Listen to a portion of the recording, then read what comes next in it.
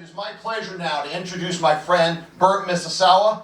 Bert is an amazing American. He is a Silver Star recipient, a retired Major General, a former Trump advisor, and I like him despite the fact that he was first in his class at West Point. My friend Bert Mizusawa, running for U.S. Senate here in Japan.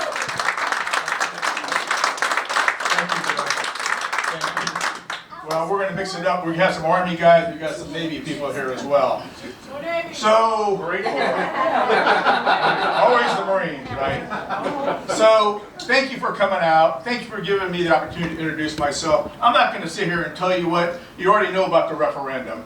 But I was asked to get in this race late in January, and I had like 24 hours to decide. They said there was no credible candidate to take on and take out Mark Warner. And my wife Amy, who's right here to my right rear, and I had 24 hours to decide to get into this race.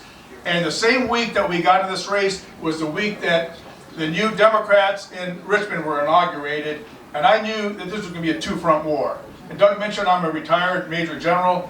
Well, the one thing that a good general does, and they're all not good, but is they recognize the changing nature of the battle.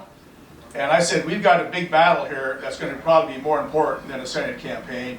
And so we had to get out and get signatures. We got over 19,000 signatures across the Commonwealth. We were the first one to turn them in. So right now I am the front runner for the U.S. Senate. But I said, we can't focus on this campaign right now because there's at least 5 other congressmen out there that really will matter, and I won't be able to do the job alone. So Amy and I have been going around, we've been going all over the Commonwealth trying to fight this referendum. Now as a lawyer, I was trying to find out a very descriptive term for the referendum, and the best terms I can come up with was utter bullshit, okay?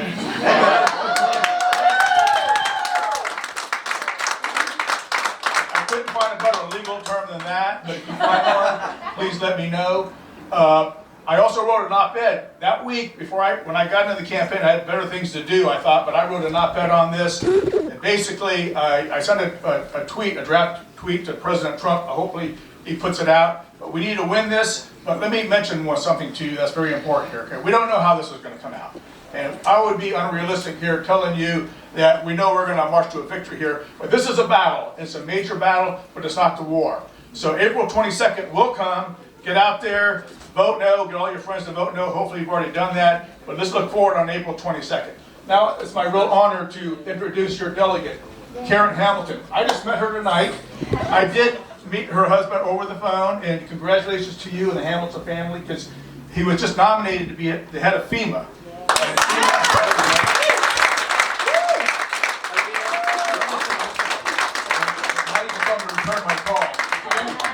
So one thing that, and Karen and I just met, I said, I just looked her up, and she doesn't have any public background that I've seen, except she's married to Cameron.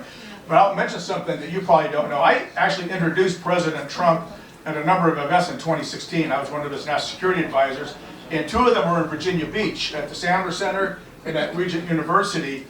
But I also had him meet with the wives of the Navy SEALs.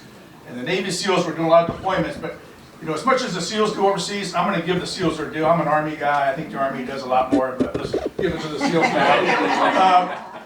Nobody really realized how much work it was for the wives. These guys were in and out of theater a lot. So I actually had back then it was candidate Trump, meet with about 20 of the SEALs' wives, and he was very impressed with that meeting. And so I know what you went through, Karen, and I do want to congratulate you as one of our newest delegates, and it's my honor to introduce you as well. Thank you so much.